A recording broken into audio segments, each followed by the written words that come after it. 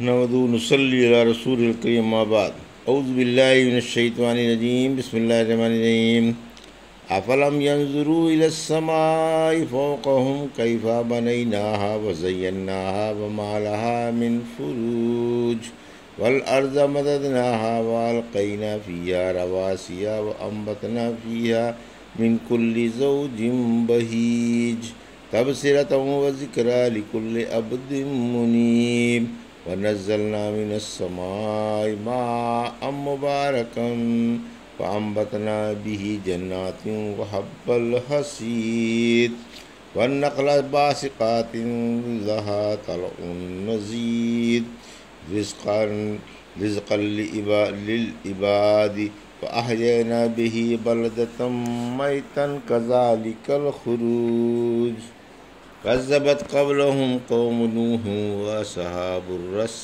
وثمود وعاد وفرعون وإخوان لوط وأصحاب الأيكة وقوم تبع كل كذب الرسل فحق وعيد أفعينا بالخلق الأول بل هم في لبس من خلق جديد۔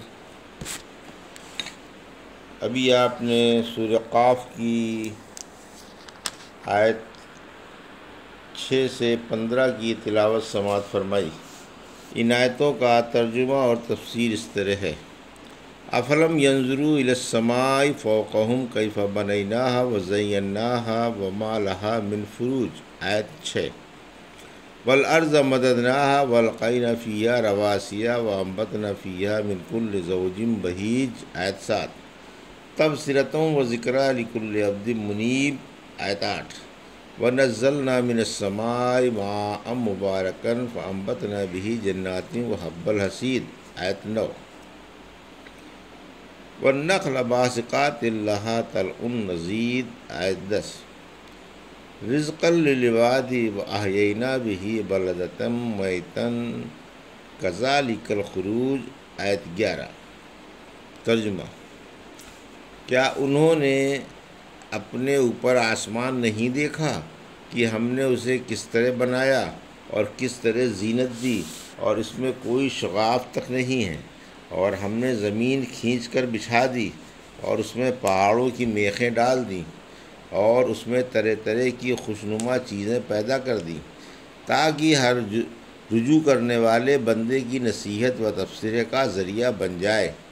اور ہم نے آسمان سے برکت والا پانی اتارا، پھر اس سے باغ اور کاٹے جانے والا غلہ اور کھجوروں کے اونچے اونچے درختوں کو بھی، جن کے تہ بتہ خوشے ہوتے ہیں، بندوں کی روزی کے لیے پیدا کیا، اور ہم نے اس سے مردہ زمین زندہ کی۔ اسی طرح قبروں سے نکلنا ہوگا۔ یہ تھا ترجمہ سورہ قاف کی آیت 6 سے 11 کا تفسیر۔ آیت 6 سے 8۔ اللہ کی قدرت کی ہمگیری کے چند نمونے۔ اللہ کی عظیم قدرت کے چند نمونے پیش کیے جا رہے ہیں جو زندگی بعد الموت سے کہیں بڑھ کر ہیں، جس پر کافروں کو بڑا تعجب ہے اور اسے محال سمجھ رہے ہیں۔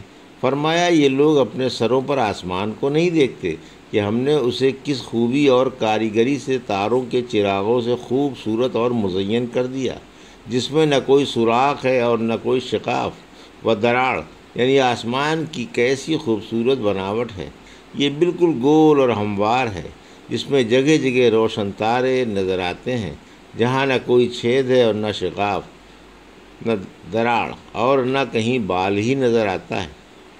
سورہ ملک کی آیت 3 اور 4 میں فرمایا، اللہ نے تہ بتہ 7 آسمان پیدا فرمائے، تم کو اللہ کی کاریگری میں کوئی خلل دکھائی نہ دے گا۔ بار بار آسمان پر نگاہیں ڈالو اور اسے غور سے دیکھو، کیا تمہیں کوئی خلل دکھائی دیا؟ نہیں۔ اچھا، پھر بار بار نگاہیں ڈالو، نگاہیں نامراد و بے بس ہو کر واپس لوٹ آئیں گی۔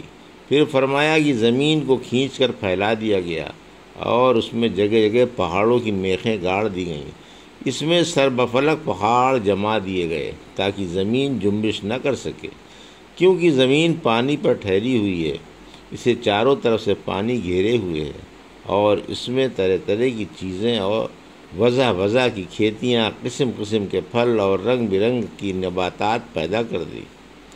سورہ زاریات کی آیت 49 میں فرمایا، ہم نے ہر چیز کا جوڑا جوڑا بنایا تاکہ تم نصیحت قبول کرو۔ بہیج یعنی خوبصورت، خوشنما، خوش منظر اور رونق دار۔ آسمان و زمین کا مشاہدہ کرنے سے اور ان کی بڑی بڑی نشانیاں دیکھنے سے انسان کے اندر بصیرت پیدا ہوتی ہے، اس کی سمجھ روشن ہوتی ہے اور وہ نصیحت ماننے کو تیار ہوتا ہے۔ اس لیے یہ ساری چیزیں ہم نے تمہاری بصیرت و نصیحت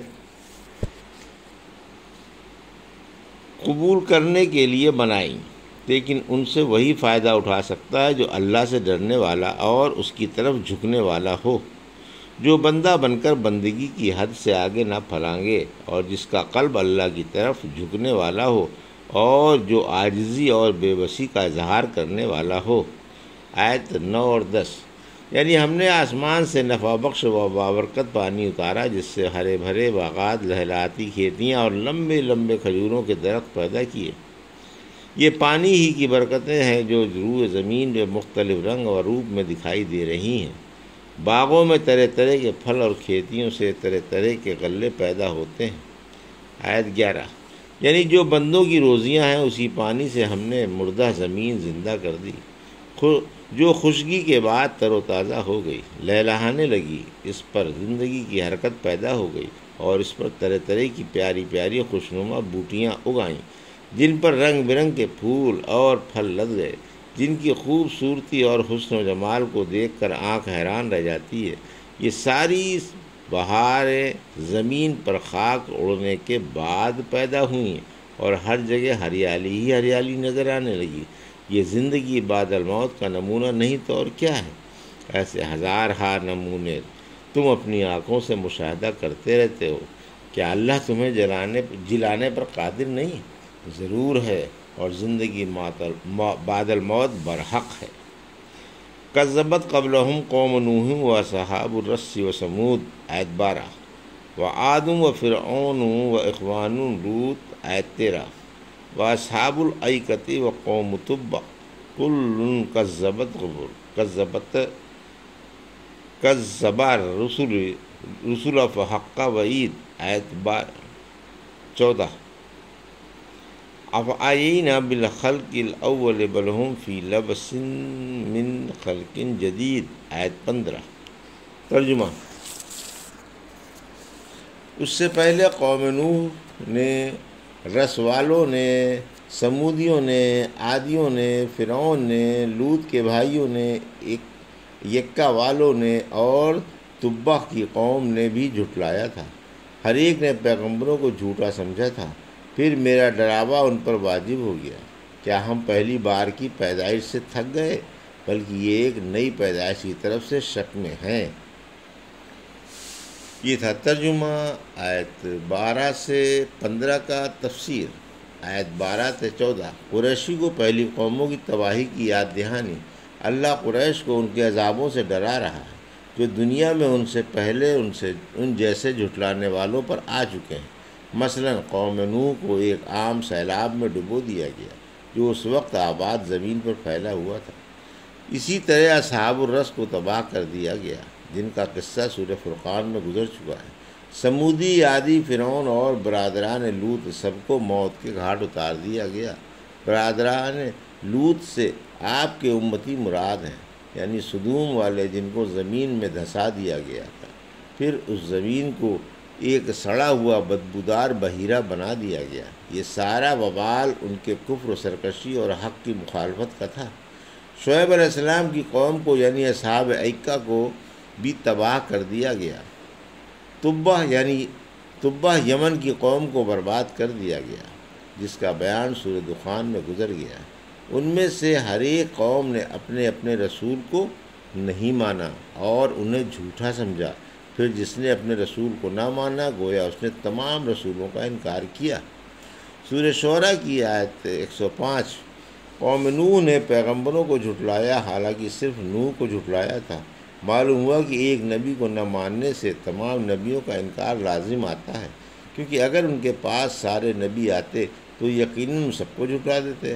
آخر ان پر اللہ کے عذاب واجب ہو گئے۔ ان واقعات سے قریش عبرت پکڑیں، کہیں ان کی طرح سے ان پر بھی عذاب نہ آ جائے، کیونکہ ان کی طرح یہ بھی تو اپنے نبی کو جھٹلا رہے ہیں۔ آیت 15۔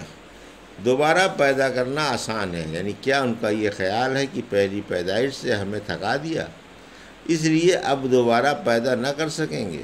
بلکہ وہ نئی پیدائش کی طرف سے شک میں ہیں، یعنی ابتدائی پیدائش نے ہمیں تھکایا نہیں، نہ کوئی کام ہمیں تھکا سکتا ہے، بلکہ دوبارہ پیدا کرنا تو پہلی بار پیدا کرنے سے بہت ہی آسان ہے۔ سورہ روم کی آیت 27 نے فرمایا، وہی ہے جس نے پیدائش کی ابتدا کی، پھر وہ اس کو لوٹائے گا، اور لوٹانا تو اس کے لیے بہت ہی آسان ہے۔ سورہ یاسین کی آیت 78 سے 81 میں فرمایا، انسان ہمارے سامنے مثالیں بیان کرنے لگا اور اپنی پیدائش کو بھول گیا، کہنے لگا بھلا بوسیدہ ہڈیوں کو کون زندہ کر سکتا ہے؟ فرما دیجئے انہیں وہ زندہ کر دے گا جس نے انہیں پہلی بار پیدا کیا تھا، اور وہ ہر چیز کو خوب جانتا ہے۔ صحیح حدیث میں گزر چکا ہے کہ اللہ فرماتا ہے، ابن آدم مجھے یہ کہہ کر ایذا دیتا ہے کہ اللہ نے جس طرح مجھے پیدا کیا تھا لوٹائے گا نہیں، حالانکہ لوٹانے کی بنسبت ابتدائی پیدائش مشکل ہوتی ہے۔ یہ تھا سورہ قاف کی آیت 6 سے 15 کا ترجمہ اور تفسیر جو بھی آپ نے سماعت فرمائی۔ بارک اللہ لی و لکم فی القرآن الحکیم ونفعنا وإیاکم بآیات الذکر الحکیم۔